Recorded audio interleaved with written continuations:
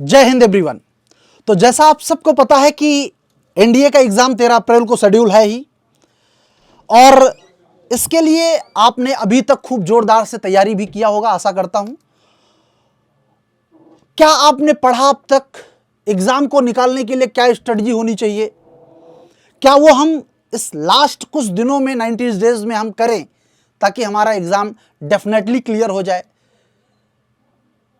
आपके एनडीए के अगर हम सेक्शन की बात करें, मैथमेटिक्स है और जीएटी का सेक्शन है। मैथमेटिक्स 300 नंबर और जीएटी 600 नंबर का है। जीएटी में भी जो आपके सोशल सब्जेक्ट हैं जैसे कि history, geography, polity, economy, 200 marks इनसे आने ही आने हैं। और ये ऐसा सेक्शन है जिसमें आपको बहुत ज्यादा मेहनत नहीं करना है। पढ़ना है, इंटरेस्ट है, बट बहुत मेहनत नहीं करना है। और अगर आप उस इंटरेस्ट के लेवल तक जा करके थोड़ा पढ़ाई करेंगे और जो चैप्टर्स आज मैं बताने जा रहा हूं इन पे आप फोकस करेंगे तो डेफिनेटली आपको क्वेश्चन वहां से मिलेगा और आप कर भी पाएंगे। तो इस ड्यूरेशन में, इस जो 90 डेज अप्रॉक्स टाइम है आपके पास, उसका आप कैसे सदुपयोग करेंगे, आज एक बहुत बेहतर स्ट्रेटजी आपके सामने लेकर मैं आया हूं। आशा करता हूं अगर आप इस स्ट्रेटजी को फॉलो करेंगे तो बाद में आप जरूर मुझे फोन करके बताएंगे, सर मैंने कुछ अच्छा किया इस बार। आइए बात करते हैं एनडीए फर्स्ट 2025 जीएटी का रामबाण। ये फ्री नहीं है, फायर प्लान है। तो फायर प्लान मैं क्यों कहा हूं इसको, इसके पीछे का कारण 90 days study plan for NDA GAT paper.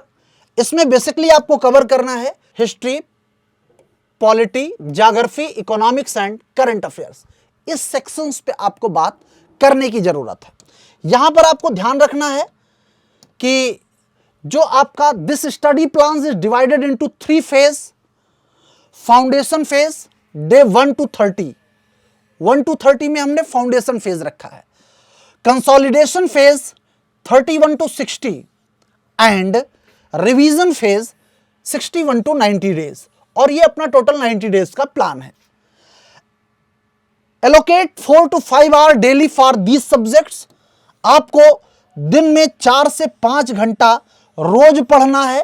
कौन कौन सब्जेक्ट पे कितना और कैसे मेहनत करना है उस पे आप एक एक करके बात करेंगे।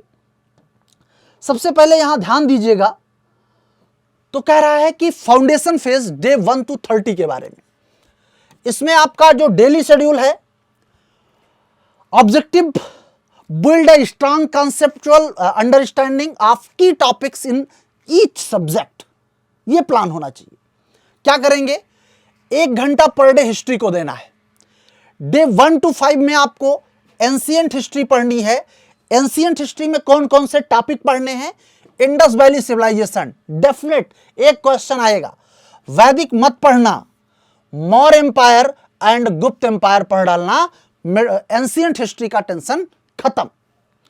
बात करें 6 to 10 डेज में मेडवल इंडिया। और मेडवल इंडिया में आपका क्या पढ़ना है? दिल्ली सल्तनत में कुछ नहीं, मुगल एम्पायर में कुछ नहीं। इनमें क्या पढ़ोगे तो ज्यादा से ज्यादा आप इनका एडमिनिस्ट्रेशन पढ़ोगे। एडमिनिस्ट्रेशन आप पढ़ोगे, वही आपके लिए एनफ होगा। भक्ति और सूफी मूवमेंट आप थोड़ा बहुत देख लें।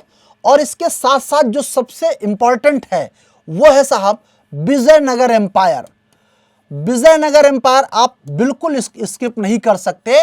तो विजयनगर एम्पायर आपको पढ़ना जरूरी है मेडवल में। 11 to 15 डेज में हम मॉडर्न इंडिया को शेड्यूल कर रहे हैं, जिसमें आप British expansion, revolt of 1857 and social reforms के बारे में बात करेंगे। 16 to 20 डेज में इंडियन नेशनल मूवमेंट, जिसमें गांधीयन इरा, फ्रीडम स्ट्रगल और पार्टीशन ऑफ इंडिया, ये तीनों टॉपिक आपके लिए इंपॉर्टेंट हैं।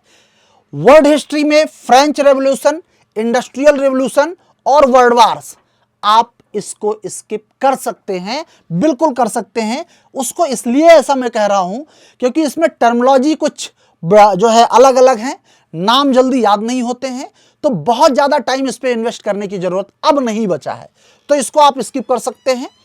26 to 30 days practice MCQ and revise notes, ये आपकी स्ट्रेटजी होने चाहिए। साथ ही पॉलिटी 1 आवर के अगर शेड्यूल की बात करें साहब, रोज का यही शेड्यूल रहेगा। 1 to 5th page Indian constitution, इसमें preamble, fundamental rights and directive principle of state policy पे फोकस होगा। डेट 6 to 10 में parliament, president, prime minister and council of ministers पे फोकस होगा। 11 to 15 में जुडिशरी, फेडरलिज्म, इमरजेंसी प्रोविजन पे बारे में डिस्कस किया जाएगा, पढ़ना होगा। 16 to 20 में आप election system, local government and political parties के बारे में पढ़ेंगे। 21 to 25 में important amendment and landmark judgement like as Kesavananda Bharati matter, Indira Sawhney matter, Golaknath versus Punjab state matter. तो कुछ जो लैंडमार्क जजमेंट हैं वो आप पढ़ लें, वहां से क्वेश्चन आपसे बन जाते हैं। डे 26 to 30 में practice MCQ and revise notes, ये पॉलिटी का कंप्लीट स्ट्रेटजी रहा। इसके आगे हम लोग बात करेंगे फिर अपने बहुत इंपॉर्टेंट सब्जेक्ट ज्योग्राफी के, खूब ज्यादा स्कोरिंग सब्जेक्ट है, खूब ज्यादा मेहनत करने की भी जरूरत है। डे 1 to 5 में physical geography, earth structure, landform and climate तैयार करेंगे आप। डे 6 to 10 में Indian geography, reverse, mountain, soil and vegetation पे आप फोकस करेंगे। एंड डे 11 to 15 में resource, mineral, energy and agriculture, इस पे आपका फोकस होगा। अगर बात करें day 16 to 20 world geography, continents, ocean, natural disaster, इसके बारे में फोकस रहेगा। और 21 to 25 में map, work, India and world, दोनों के मानचित्र पे जो विशेष चीजें, जो इंडिकेशन हैं, वहां पे आपको फोकस करने की जरूरत है। जैसे अभी मैं बोलूं कि कैस्पियन सी के अराउंड कौन कौन से देश हैं, मेडिटेरियन सी के अराउंड कौन कौन से देश हैं, ब्लैक सी के अराउंड कौन कौन से देश हैं, तो उनके नाम आपको याद होने चाहिए, उनका पैटर्न भी अगर आप याद कर ले तो यह आपके लिए बेहतर होगा। बात करें day 26 to 30 practice MCQ and revise notes, इससे आप 20 क्वेश्चन गेन कर सकते हैं। इतना बड़ा वेटेज है भैया मेरे, 20 क्वेश्चन आप यहां से गेन कर सकते हैं। बात करेंगे इकोनॉमिक्स, मात्र 30 मिनट शेड्यूल मैंने इसको दिया है। उसका कारण यह है क्योंकि आपको जैसा मैं बताऊंगा उतना ही इकोनॉमिक्स पढ़ना है, ज्यादा नहीं पढ़ना है। कैसे? आप बेसिक इकोनॉमिक्स जैसे डिमांड क्या है, सप्लाई क्या है, मार्केट स्ट्रक्चर क्या है, हल्का फुल्का जानकारी रखें। हाँ, क्वेश्चन जो बनने वाला है वो जो अपना अगला फेज होगा 6 to 10 डेज का, इसमें इंडियन इकोनॉमी, जिनमें planning, reform, sectors of economy, ये तीनों, मतलब इकोनॉमी में प्लानिंग तो एक क्वेश्चन बनना ही बनना है, वो डन है, आपको वहां को नहीं छोड़ना है। अब इसके आगे जो आपका है, जैसे 11 to 15 डेज में बजट, फिजिकल पॉलिसी और मॉनेटरी पॉलिसी, ये आपको करंट बेस पे पढ़ना है, मतलब जो करंट में है उसी के हिसाब से पढ़ना है, ट्रेडिशनल कोई रट्टा नहीं मारना है यहां पे। 16 to 20 में आप इंटरनेशनल ट्रेड ऑर्गेनाइजेशन जैसे IMF हुआ, WHO हुआ, WTO हुआ, वर्ल्ड बैंक हुआ, इन सब के बारे में आप कुछ इंटरनेशनल ऑर्गेनाइजेशन के बारे में पढ़ेंगे।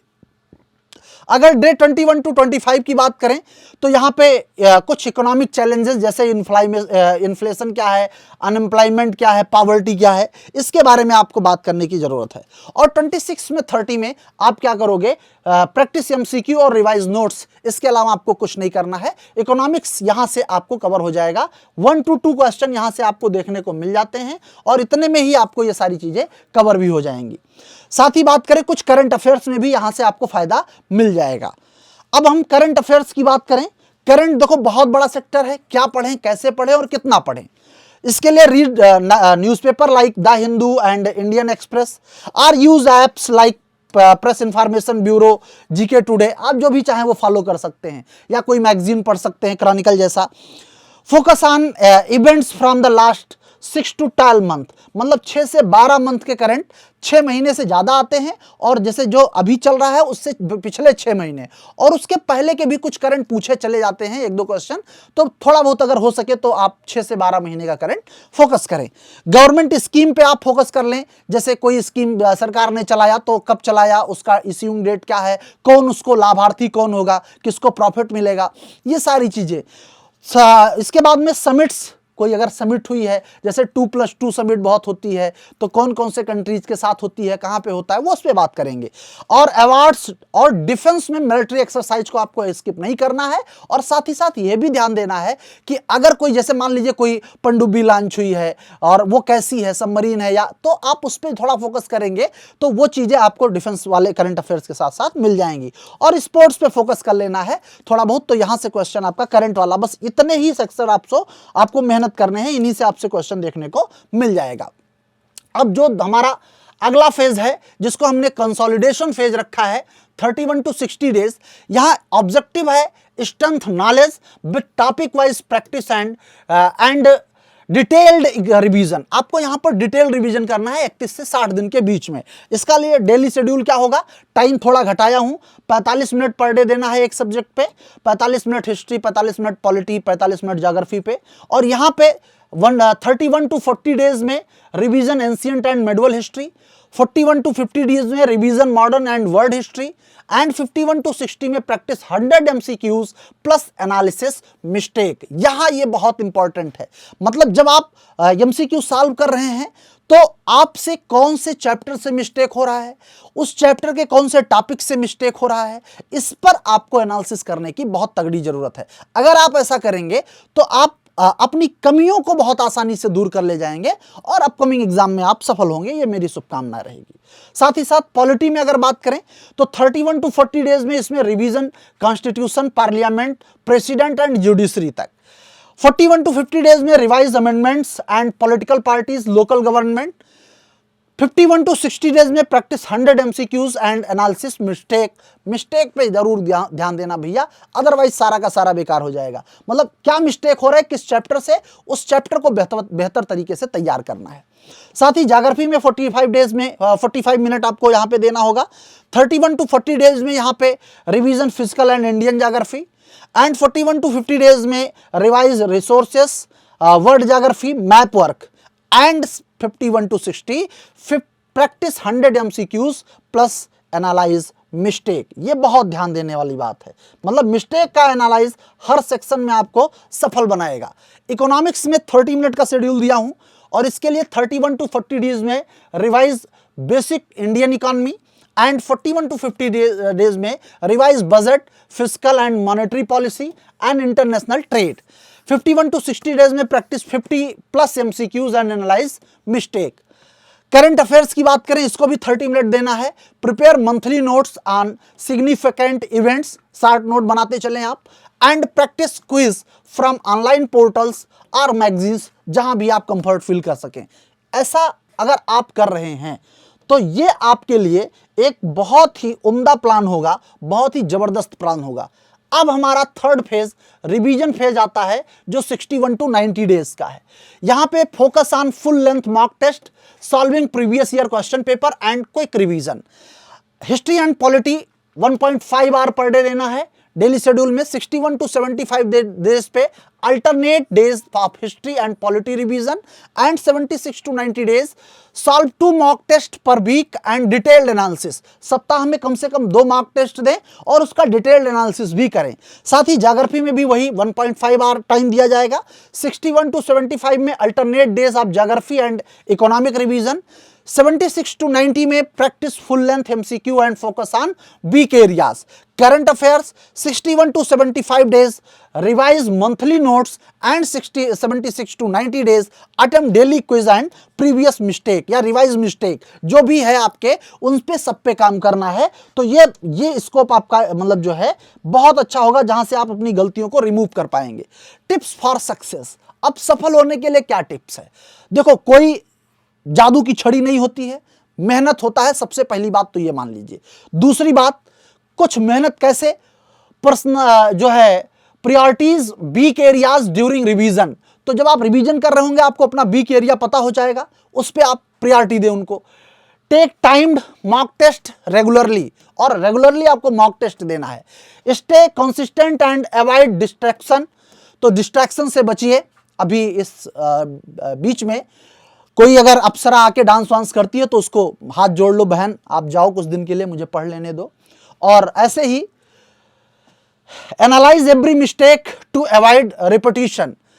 और आपको रेपिटेशन नहीं करना है, हर मिस्टेक को आपको अवॉइड करना है, उसको जो है मतलब तैयार करके उसको पूरी तरीके से मेंटेन करना है। अब ये तो रही बात, ऐसा शेड्यूल आपको फॉलो करना चाहिए। इसके लिए 90 डेज ऑफलाइन कोर्स और जो है स्टार्ट हो चुका है हमारे संस्थान के द्वारा भी। एग्जाम डेट अप्रैल को ही टारगेट करके इंग्लिश और हिंदी मीडियम का दोनों बैच है। बैच का नाम है आगाज बैच। तो आगाज बैच का आगाज हो चुका है। अगर आप 13 अप्रैल को निश्चित सफलता प्राप्त करना चाह रहे हैं तो आप हमारे ऑनलाइन और ऑफलाइन बैचेस से जुड़ सकते हैं, जिसका नाम है आगाज बैच। और हमारे साथ मेहनत करके, हमारी स्ट्रेटजी को फॉलो करके आप अपनी सफलता को सुनिश्चित कर सकते हैं। टेक केयर, थैंक यू, जय हिंद, जय भारत।